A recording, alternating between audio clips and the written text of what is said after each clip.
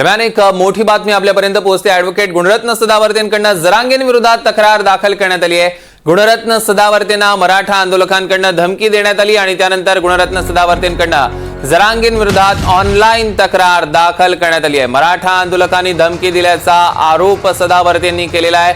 Advocate Gunratna सदावर्तेंकडून जरांगें विरोधात तक्रार, या क्षणाची सगळ्यात मोठी आणि महत्त्वाची बातमी आपण बघतोय। गुणरत्न सदावर्तेंना मराठा आंदोलकांकडून धमकी देण्यात आलेली आणि त्यानंतर गुणरत्न सदावर्तेंनी जरांगें विरोधात ऑनलाईन तक्रार दाखल केलेली होती।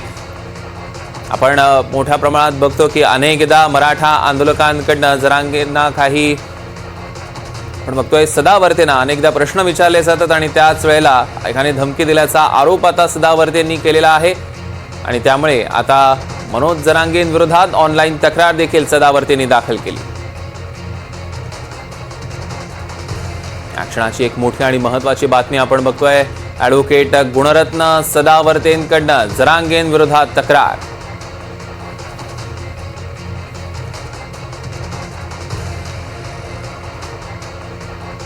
काही मराठा आंदोलकांनी सदावर्तेंना धमकी दिल्याचा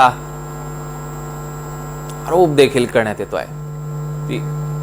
ती धमकी नेमकी काय होती एकदा ऐकूया।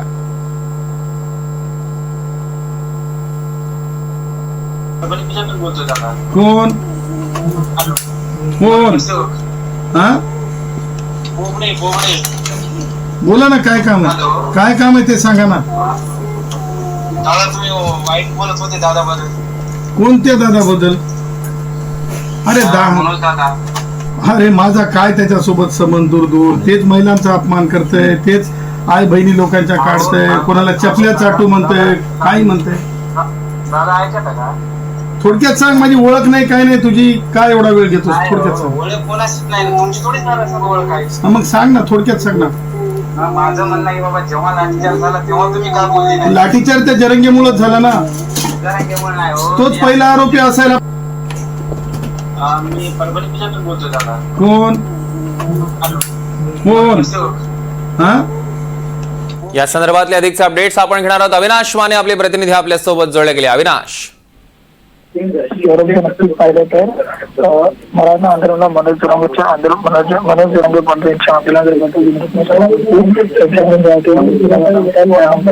मराठा आंदोलन जे आहे ते सुद्धा आंदोलन सगळीकडे पाहायला लागले। त्यांच्या विरुद्ध अनेक पोस्ट आहेत ते सोशल मीडियावर टाकण्यात आली होती। त्यानंतर पाहिलं तर आता मराठा आंदोलन जे आहे आणि पाहिलं गुणरत्न सदावर्ते यांना सकाळपासून जे आहे ते सर्व कॉल सुरू आहेत आणि सदावर्तेंना अनेक धमकी जी आहे त्या फोनच्या माध्यमातून दिली जात आहे। त्यामुळे पाहिलं गुणरत्न सदावर्ते यांना तुम्ही प्रश्न विचारला आहे की तुम्ही आमच्या दादांना असे काम म्हणता, असे अनेक प्रश्न आणि काही शिवीर असे अनेक व्हिडिओ जे आहे ते पाहिलं तर गुणरत्न सदावर्ते यांना मराठा आंदोलकांना फोनद्वारे जे आहे ते धमकी देण्याची निश्चितच अविनाश, यावर लक्ष ठेवून असतात त्याचे अपडेट्स आम्ही तुमच्याकडून घेऊ। तुर्तास धन्यवाद।